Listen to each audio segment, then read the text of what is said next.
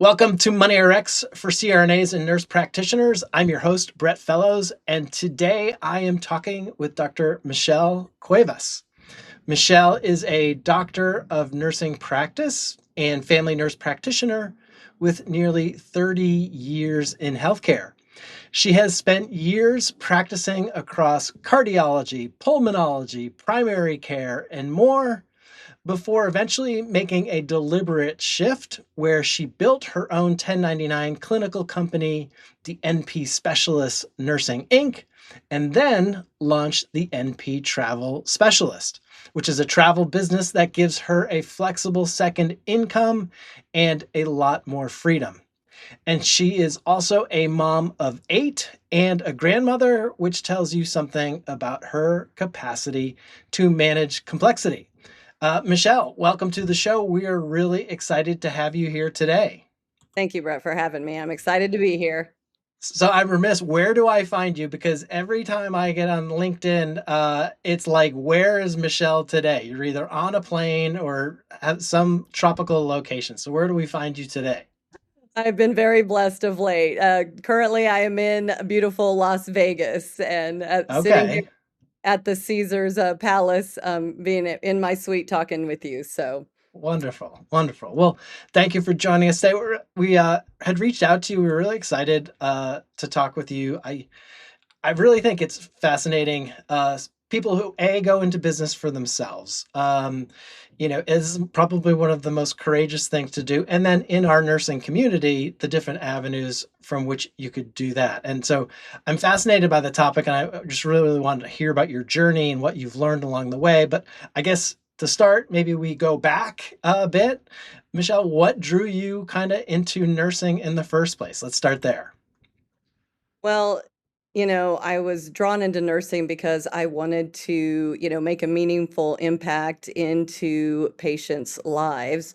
And so that got me on that trajectory. And then, I wanted to go deeper into that role and, really be able to provide more care. And so that led me to become a nurse practitioner. And then, I think that then getting my doctorate was because I wanted to have a broader understanding of the healthcare system, and I was really getting into leadership at that time, so that kind of took Gotcha. me on that entire path. Gotcha. So before you got your doctorate, were you just a RN at a hospital, or how many years were you in that kind of W-2 capacity, I guess? Oh my. So, I think up until 2023, I have been in a W-2 capacity, Okay. Okay. and I am sad for that, but that Uh-huh. it was it's kind of like a learning curve, you don't know what you don't know, and so you're doing the things and moving forward and, "Oh, this is the next step for me. This is, the next thing," until Yeah. finally, I got my head on straight, I feel like. Yeah. So going back to, like you're saying, you got deeper and deeper, and I think as I mentioned in the intro, you've practiced across a lot of specialties from cardiology to primary care, urgent care. Was that intentional, or did that just naturally evolve over time? I think it evolved over time because, I started in primary care because that's where most people start, and that's just an easy start, and so did that, but because of my nursing background and my love of cardiology, I, then needed more challenge at some point and really wanted to go do something more meaningful to me, and cardiology had been my passion in nursing, and so that led me down that route. And, and it was very valuable. I learned how to adapt in different settings, get some expertise, and certainly, my pay and income and all of those things, definitely opportunities had all benefited from that. Yeah, that was definitely kind of one of the questions I was thinking, kind of that breadth of experience. What had that done for your earning power as a nurse practitioner? Oh, it shot it up. I tipped the scales at this point. And we'll weave in and out of this. You're also mentioning you're a mom of 8. So amongst all of this education and work that you did, you were also, I take it, raising a large family at the same time? Yes, luckily I had a great partner most of the time, my husband, but, you learn how to manage, you have to have long-term thinking and, really it's benefits you in all life, but you had to really have excellent planning with intention, long-term thinking because there is a lot of complex moving parts with all of those children and schedules and things, so Yeah, yeah. I'd So like to say what I'm you a natural, but no, but that's how it went and you learned how to do it. Right. So what year did you start? What year did you get your or become an RN or start your first nursing job? 1996. Okay, Nine so 1996. So all that time to, I guess like you're saying 2023 was kind of when you formalized your clinical work under your own company, the NP specialist. So Yes. like what happened? What was the catalyst that sparked that decision and what did that transition look like for you? So the catalyst was wanting more control and more flexibility over my work and my life. As a traditional W-2 employee, everything is decided for you, your schedule, your compensation, your benefits. And I wanted to take that back. So starting the 1099 was a way to start making that happen. And it was a Mhm. gradual process Okay. because, it did take some time and some planning and it is complex. And I had to feel comfortable with the way I was going, or at least, some additional planning in there because there's a lot more things you have to do on your own. And so, Yeah. or seek resources. So, Yeah. it was a process. Okay. So it was a gradual type of thing too. It wasn't just cold turkey. Was it scary? Oh, yes, it was. I think I had some chest pains and a little bit of shortness of breath a few times. I had, done some things wrong and had to seek financial thinking I was doing the right thing. I had to seek financial and an attorney, which just to make sure I didn't keep messing it up because, Yeah. there's different states have different laws and Mm. so you think you're learning things and you think you kind of know things, and I'm very resourceful, but it's interesting how it's still so complex that no matter how smart and resourceful you are, these things are very specialized. And so Yeah. I had to seek out financial help. I had to seek out legal services because Yeah. I was in error. It was a little process. It's very doable and it could have went much smoother. And I think that's what's the great thing is to try and help people figure that out now since I experienced that to help them not have to go through that like I did. Mhm. So when it's kinda nitty-gritty, when you started, did you just do as a sole proprietor or did you start as an S corp? How did that kick off for you? So I paid to have an LLC, which I Gotcha. thought was appropriate. Was okay, But in that's fair, yep. California, that's not appropriate for Yeah. nurse, a licensed professional, and I did not understand that, and so all the research I did, I missed that component and a very Mm, important one. So I threw money away because interesting. I did not know what I did not know. Yeah. And so, that's I think the biggest takeaway from that is really getting some help because state laws can be complex and differ and you don't know who you're listening to or what you're listening to or are you certain it's in your state? Has it changed in your state? So, Yeah. you know, I just didn't know what I didn't know. How did you find a team that could help you, whether it was a CPA or any type of advisor that knew each state, that sort of thing? Did you have to get different people in different states, or did you find one and you could handle it all under that umbrella? So I did find it so I found a couple, that some through word of mouth, right? That's the best way to do it. That's the Yeah. way you feel most comfortable because it is scary trusting anyone just on social media or on your local, groups of your local cities, and it can be, scary that way. So word of mouth did help me find a person. I did also take a leap of faith with an attorney who I had researched, look online, and he too like you, said he specialized in nursing, Okay. helping nurses start their businesses. And so that caught my attention first because then Right. he knew me.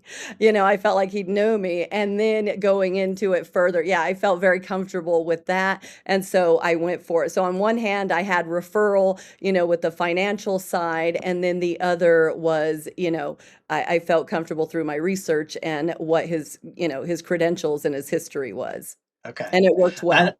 wonderful, wonderful. And I'm always fascinated by this.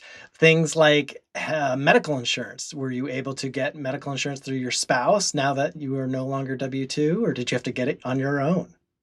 So I am very fortunate that my spouse does happen to carry Great, medical insurance. So we did great, not great. have to worry about that Yeah, very complex issue because many have that issue. yeah. And then what about the 20 some odd years of getting a paycheck every other week or however frequently you got paid to, and I know you said you did it gradually to all of a sudden 1099 kind of coming when, did you have to create a buffer of cash to kind of make up for it, or did you go ease into it slow enough that your cash flow didn't get interrupted too much? Especially again, always on the forefront, raising a family of 8. I feel like it was a little hit or miss, or it has been in that you yeah, are you planning ahead? I did have, of course, some kind of a buffer, but then how long does that buffer last? And what's the best advice and how should I do that? And then what are my taxes at? Can I really scale that back and keep more of my taxes now because of what I'm pouring into the business and what it looks like at the end of the year?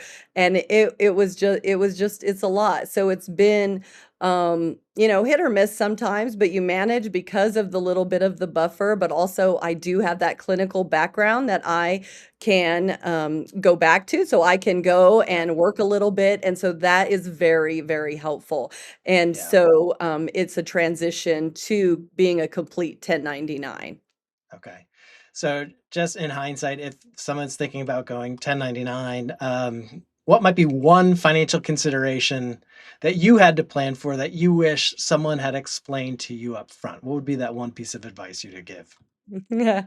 I would say that it's way more complex than you know, and that you're having to figure out everything from your compensation and what you're paying you and your business taxes, your retirement, and it's very, I have payroll, I have these kinds of things that taxes being, of course, one of the number one stressors for people. Are we Yeah, doing this right? So I think planning early and really knowing that you everything is on you now. So you really should probably get some help. yeah, great. What kind of retirement account are you using now as a self-employed, if any? Well, so I think it's a basic, it's the 401k or Okay, an whatever individual or solo 401k? So, I'm kind of a little bit ignorant in those That's areas, and okay. I'm learning, and I'm very interested, but it's hard when you're doing all of these things to be Yep, the expert in all.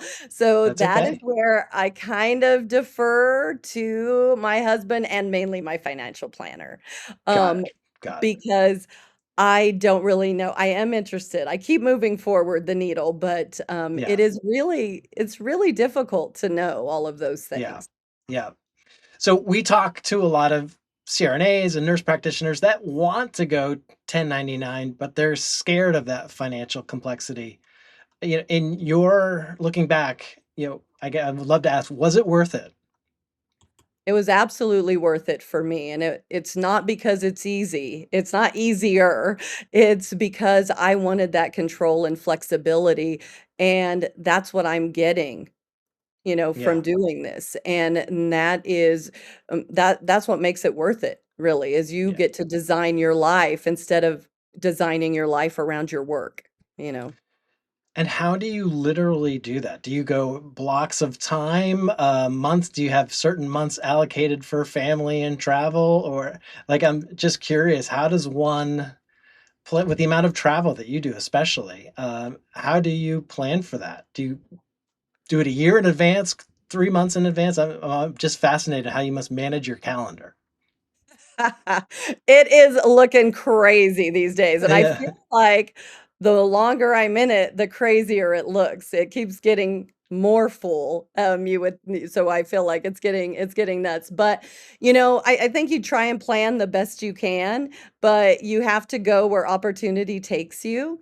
And so in the interest of business and benefits, so I may travel, some more impromptu Mm, um, travel areas because I am that 1099 and I can control my schedule better, well, I have control over my schedule. And so I may sure. have some impromptu, but it is a lot of work and you have to be intentional about it because it is very busy having to, build a business alongside my clinical practice and then, of course, be traveling. So there is a lot planning. I'm planned out through maybe 2027 with major Wow. ones, but Wow. I know there's still pockets that are going to be filled with some ideas of maybe what they would be, but Yeah.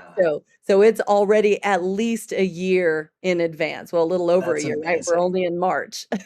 That's amazing. And have you already, I would imagine there's an element, you have your connections, you have your network, your relationships. There's certain areas you want to go and you're comfortable going it, and you'll just repeat going back to them, whether it be different states or different parts of the country. Yes.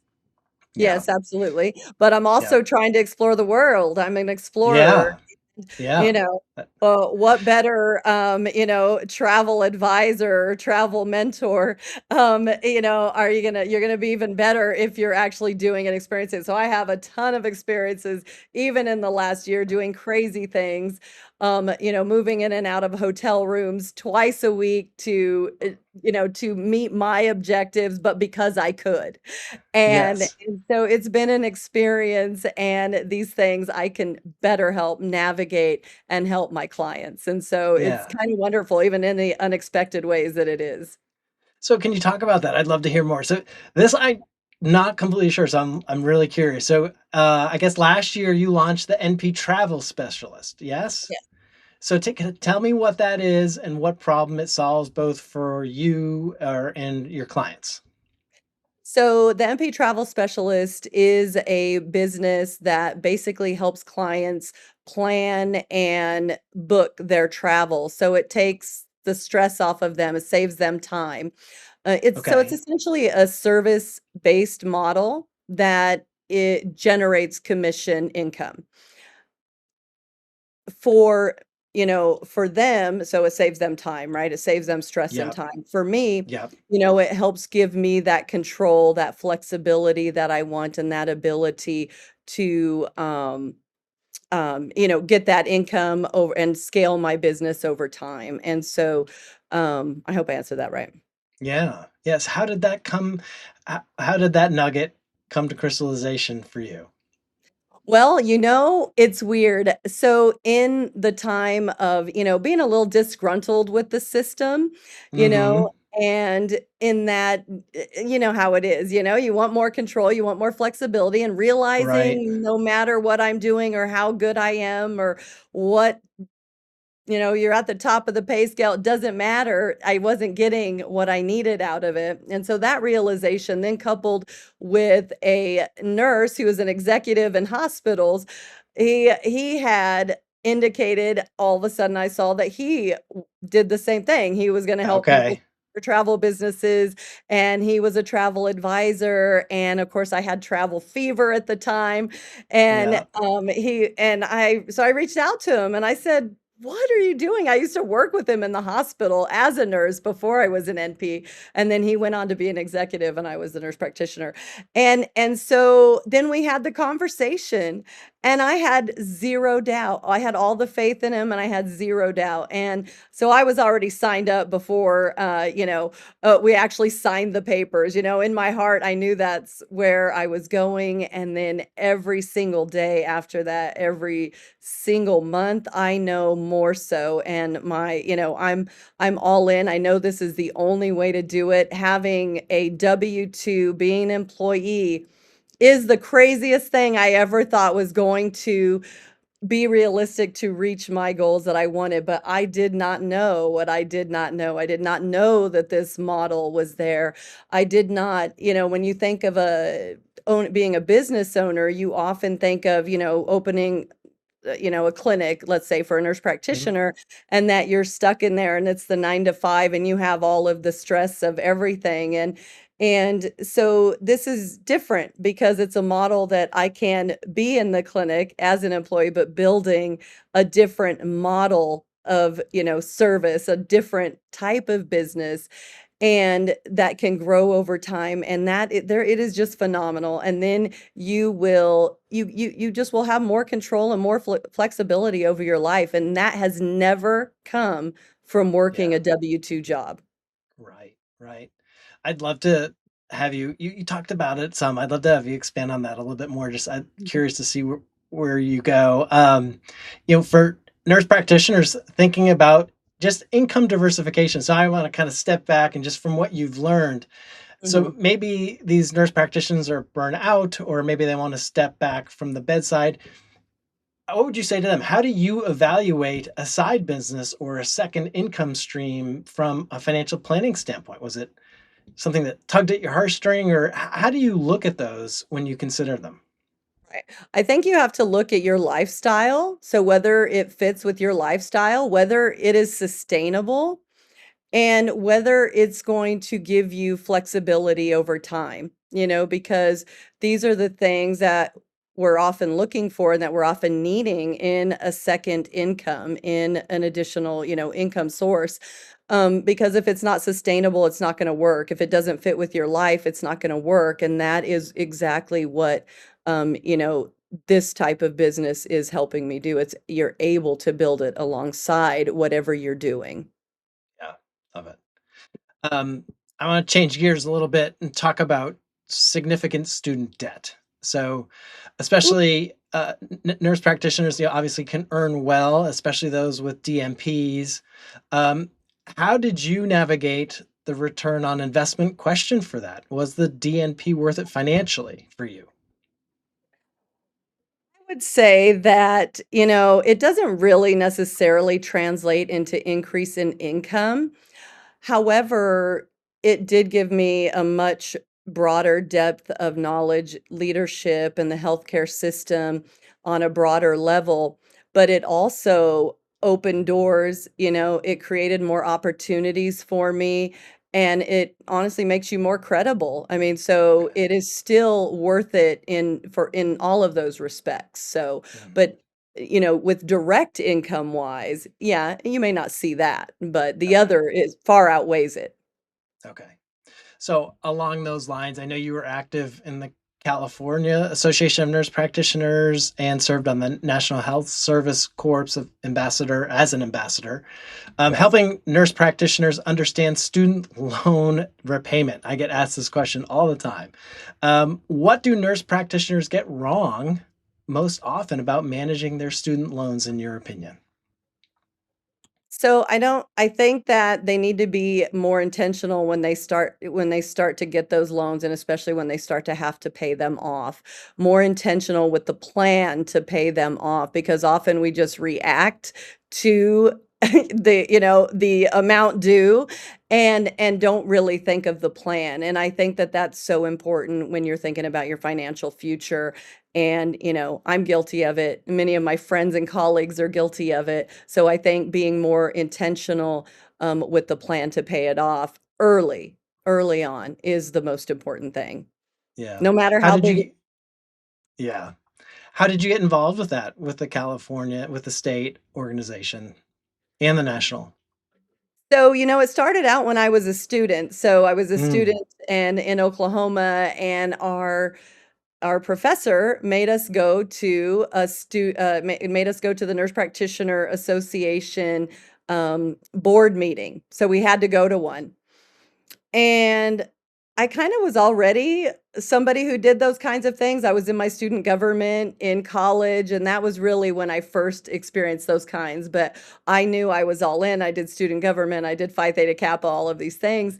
Yeah. And so it's really no surprise, but I didn't know what I was getting into. I was there, then I fell in love with it, and I wanted to keep going back. And so I kept going back and, then got on the boards. And then once you're on the boards, you're on the boards and you're all in. And so that started in Oklahoma. And then when I came to California right away, sign me up. And, it also Hmm. helped build a network of, colleagues and friends. And, it was just, it's really an invaluable experience and a wonderful way to get in there and have an impact in your profession. And I may not be as directly involved now, but I'm still always involved in ways and always helping, students, fellow nurses, and nurse practitioners. And those are yeah, that's a big passion of mine too. Yeah. Love it. Love it. So let's go back to, if I haven't mentioned it or if you haven't heard it already, you are a mom of 8. I still can't get over it. From a financial planner's What? perspective, that level of complexity, meaning thinking about childcare, education, life insurance, estate planning, those are things that most people don't navigate or don't have to navigate, especially to that degree. What has that taught you about financial planning that you wish more nurse practitioners understood? I mean, I think that you just have to plan with intention and you have to plan long term. You can't just fly by the seat of your pants. There's a lot of moving parts, a lot of moving pieces. And so, the planning and more long term, I think, is just essential. You have to do that. Yeah. So, how young is your youngest now? So my youngest is 21 and, Okay. yeah, my oldest is like 35, something like that. Says everybody more or less out of the house? So she's in nursing school right now, my Good. youngest, and so she's still in the house. Okay. But yes, pretty much But everybody yeah, is very yeah, independent and out of the house, and we're very proud of them. And, yeah, that's so wonderful. yeah, it's kind of weird. That's Now they're all wonderful. having babies and stuff. Yeah, yeah. So you've been active also in health policy, kind of both at the state and national level. Yes. How, in your opinion, the regulatory environment, full practice authority, collaborative supervision requirements, how does that actually affect nurse practitioner income and career options across different states? Well, it's very important. It's it's very important because it definitely by state, it can have a huge impact on our income ability and our opportunities that are available to us because that they don't understand or, somebody doesn't, want us to be in their realm. So you have to be involved legislatively and really look at that because it can hinder definitely your income and your opportunities available to you. Because, you're the only one looking out for you and everyone's looking out, for what they think their best interest is or the best interest that's not trying to say anything bad, but the best interest of what they think it is, right? Sure. Self-interest, what they think is safe interest, I don't know, but it has the biggest impact on our income and our opportunities, and so, that's why I always encourage everyone to be involved because you make a difference. You have to educate. I have met with many senators and legislators and they have not one clue. They're just a person. And they're like, "Tell Mm, me about that. I have no idea what the issues are or what the problems is." So, and if they don't know, then they can't help you. yeah. Are there any specific changes that you're watching that you think that have financial implications for practitioners in the next maybe 5 to 10 years? I think, nurse practitioner autonomy Mm, is a big piece. I think it's gonna happen more and more because, that's just the way it's going, and we do provide excellent care, and it's gonna keep going that way. And I think that it's still, though, the way it's going, MPs are still it's gonna be complex in how they're gonna be living their life and structuring their career, I feel like, and I don't know exactly what that looks like, but I think it is evolving in that, yes, we're going to become more and more autonomous everywhere, but our career structure is going to be a little more complex. I think look at me, you know, oh, Yeah. it's tis the system. Yep. Yep. So you're a grandmother now. You've running two businesses, and you're still in clinical practice. What does a typical week actually look like for you, Michelle? Give us the behind the scenes. Well, it's very busy. I do, a lot of clinical practice. And then when I'm, not doing that, so that's like a 9 to 5, for on an average, probably 4 days of the week. And then the other days, it's, basically my business that I'm working just as hard in between on those days, but as well on the days off. And then, having some block time, of course, for family and some things I need to do. So it's very full, but it's with intention and with, goals in mind that I've never really had to this degree till this came to light, till I Mm, started this, and I've become much smarter, even though it's funny, it's like more complex, and, okay. there's a lot more moving pieces, a lot more planning and intention that needs to be done, but it's so much more rewarding, and, it is moving towards that goal better than I ever did in my W-2. Yeah. And is this what financial freedom looks like to you? I think well, it will. I mean, financial freedom, it's going that way, but like any business, it takes time. But I'm building something for me, not for another company. And Right. so, it just takes some time. So, Yeah. it's lifestyle and income freedom. Right. And what does that bigger future look like in your mind? So if we were to look out 5 or 10 years in the future and we were there, you've achieved your goal and we're stepping back and we're looking at the past 5 or 10 years, what has to have happened for you to feel happy about your progress, whether personally or professionally? Well, that I have the ultimate control and flexibility that I want for my life. I wanna be able to say yes to things when I wanna say yes. And my family has functions, or, that's just it's that control and the flexibility, that lifestyle that we've always wanted, that we thought if we did the things we would Mm, get. But really, you really need to add, this other component to truly get that, and that's what I'm doing and building, and so that will be when I know I have fully realized my goals, is that I do have full control and flexibility over my schedule, my life. love it. So if you could go back and tell Michelle one thing about money at the beginning of your NP journey, what would that be? I wish I could. I wish I could do that. It would be to start thinking long term with intention right away. And I think Warren Buffett says that, you can't have just one income stream, right? You should never rely on just one income stream. You need to think more long term, and that is exactly what I would give advice to me, is say you've got to look at the long-term strategy, something that you can build, something that's your own, that's gonna help give you that control and that flexibility. And many Yeah. people don't know that. They don't realize it till it's too late. So you want to start before you realize you need it. Yes. Yes. Yeah. Love it. Okay, we'll coming to the end, and we'll wrap up with two quick questions. One will be, I think, for the nurse practitioner crowd, but one will be off the cuff. I guess one of my favorites. Michelle, what is something about you that we cannot find on Google? Oh, that we cannot find on Google? I don't know. I love to go and have weird, fun experiences, and I don't even know what that means. So, Okay, whenever okay. we go somewhere, if I hear something weird or something odd, I wanna go and do that, The and weirder, the better. I like it. yeah, kinda the weirder the better, and I don't even know what that means. It doesn't mean adrenaline junkie, not an adrenaline, Okay.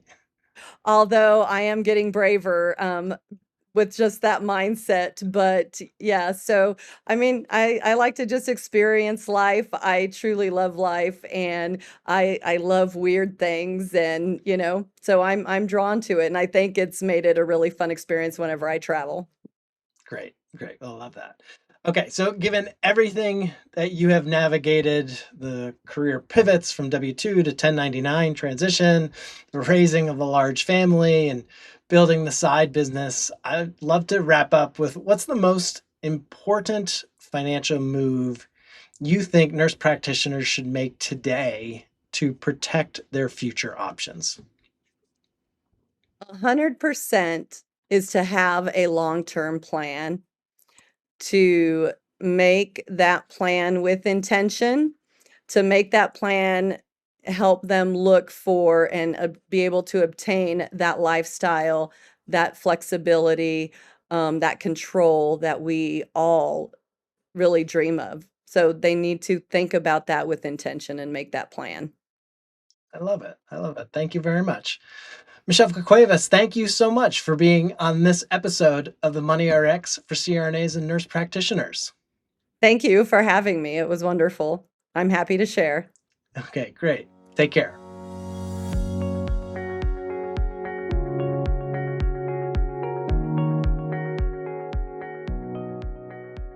This podcast is for informational and entertainment purposes only. It should not be relied upon as a basis for investment decisions. This podcast does not engage in rendering legal, financial, or other professional services.